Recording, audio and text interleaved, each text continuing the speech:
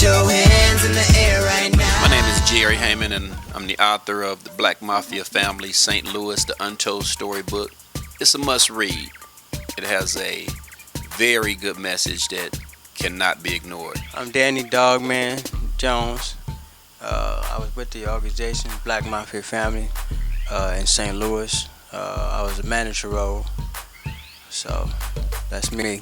Well, B.M.F. is Big Meech and Terry, the two brothers that ran the organization around the whole world. I started off with American Bulldogs, selling the brothers American Bulldogs, and that's how I got started with the organization. Then I moved up from there. Like I said, as I was a Kane Wani personal driver, you know, when he wanted to go out of town. And then, like I said, I worked on the railroad for like 13 years, and I just got tired of them laying me off when we have them bad days. And so it went from there. Me and him was talking one day. I drove him to Atlanta, and I drove him to Atlanta, and I turned back around and drove him back. You know, I had to be at work. And he was saying, well, Dan, if you want to come and work for me, you can be my personal driver. When I need to go out of town, I need you to be able, you know, to jump up and leave. You know, he says, you ready for that? And I told him, yeah. You know, and I wanted to try to experience something different, you know, see how it worked. You know, and he told me I can make more money with him. I can make more money with him in 1 week than I would working on the railroad in 3 months. Is it true? It was real. It was real truthful. I mean, like I say, them boys, both of the brothers, like I say, they was genius, both of them.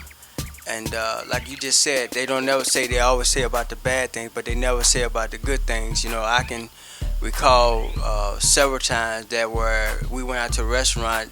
Terry, he would tip all the waiters, even if they didn't wait on his table. He would tip all the waiters in there. You know, the kids that be standing on the, I can tell you, on 270 West Florissant, where the kids be standing out there trying to get their uniform for their helmets and stuff like that. I seen him take money out of his Louis Vuitton bag and store a stack of, you know, money in there, you know, to get the kids uniforms. You know, it's a lot of good things that he have did.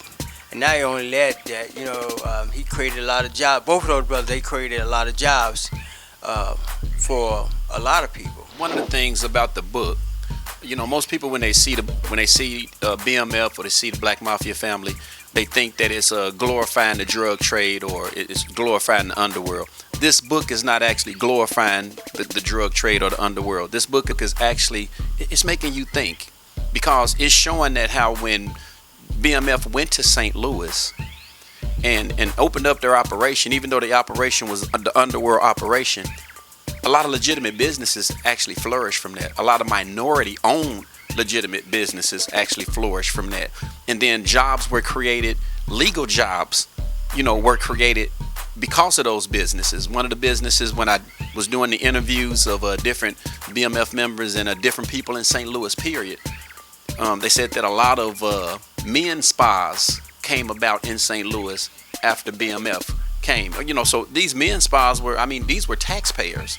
They were paying into the tax base in St. Louis. So, you know, when you talk about the drug trade or the underworld, you know, a lot of times we, you know, either the media glorifies it or we demonize it. And in this book, I do neither one. What I do is I paint the picture of the organization for what it was.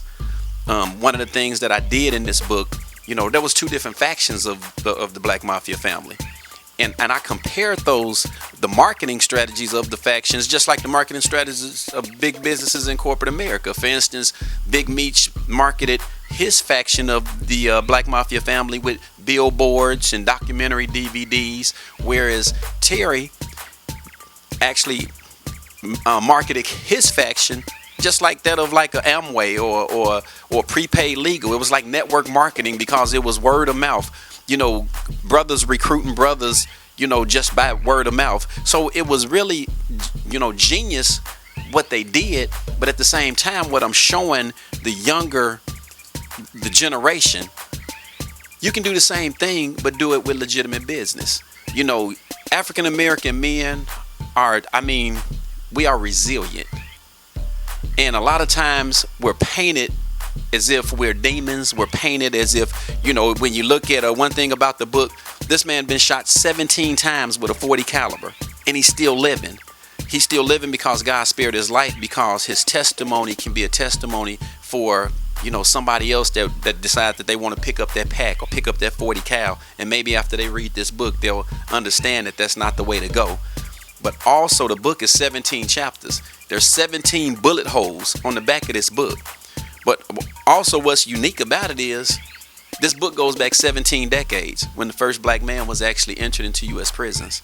And at the time it was all like about 185 prisoners in U.S. prison. 154 of those was African American men. Do you think that that's like a trend? So, the book paints a really good picture of,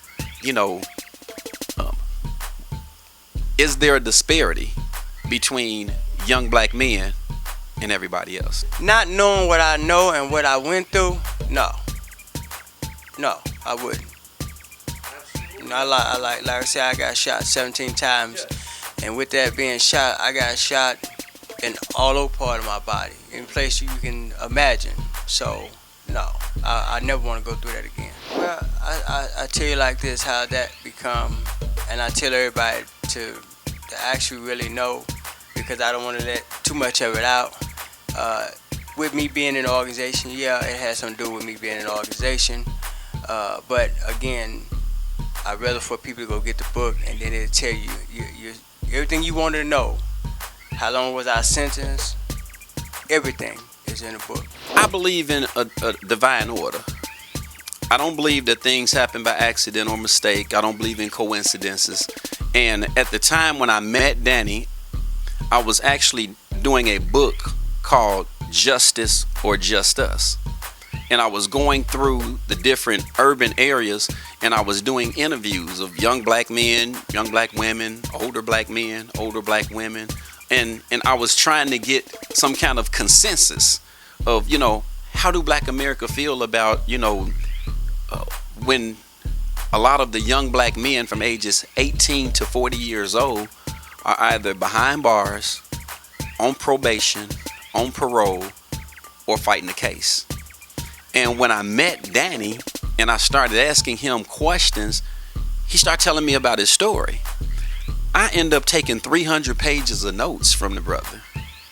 And when I got home and I started looking at those notes, and that's when the light bulb clicked in my head. The message can still get out of what I was trying to put out there, but this is a much stronger book because BMF is a brand. And so people like to read about it. I want you to read about it, and then by the time you finish reading about the story, you say, man, I just learned something, because we know that a lot of young brothers, they research federal laws, they research state laws, and usually they research them in a prison law library. I want you to actually research things, before your life gets to that point. Change some of the young kid generation, change their decision, we make better wise decisions, because of, like I said, when I got in it, and I had a closer friend, he asked me, he said, Dan, do you really know what you in? And, I brushed him off, said, yeah, whatever, like I knew. But actually, really, looking back, I really did not know. Like he told me, a lot of people were killed to be in the spot where I was at, and he was right. Well, it's kind of funny because, I do have an autobiography coming out down the road. The manuscript is actually prepared. It's complete. It's called Hood Shit on Marble Floors, One Man's Journey from the Streets to Corporate America to City Hall to Federal Prison. I was a single father. I raised 2 sons myself. We started off homeless. We went from being homeless, and then I went to the streets, and I made a lot of money in the streets. But then I changed my life. I changed my thoughts, and I left the streets without ever getting arrested, without ever getting raided, without ever getting caught up, without ever going to jail. And all of the money that I made in the streets, I found myself being broke again. But then God blessed me, and I was able to open up legitimate businesses that actually made multi-millions of dollars a year, and I created jobs in my own community. I created so many jobs that then I fell off into the politics, and I started managing political campaigns. And 18 to 19 years later, after I walked away from the streets and decided to help my community, I ended up being a statistic because I was indicted and in prison for income tax evasion and mortgage fraud. So I became one of those same statistics.